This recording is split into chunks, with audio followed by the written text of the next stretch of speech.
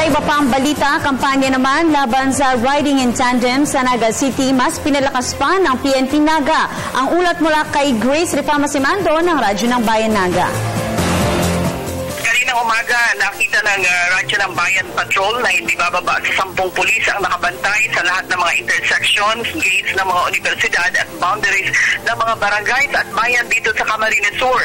Pinapara ang lahat ng mga dumaraang motorsiklo, hinihiling at nirerekisa ang kanilang mga lisensya, plate numbers, kung gumagamit ng wasong helmets ang nakaangkas. Ito ang mas pinaigting na kampanya ng Camsur at Naga City Police laban sa criminal using motorcycles na nambibiktima ng mga mag-aaral at mga ginang.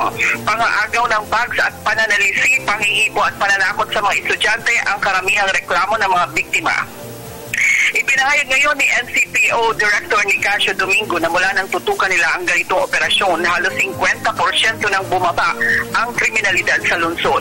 Bunsod nito, nasisiyan ang mga konsyal ng Naga sa magandang performance ng Naga City Police. At kaugnay nito, inirekomenda na ni Councilor Jose Tuason, Chairman ng Public Safety Committee, na nararapat ng mapermanent. Hepe ng pulis, si Senior Superintendent Nicasio Domingo. Radyo ng Bayan Naga para sa Telebisyon ng Bayan. Grace Rifama-Simando.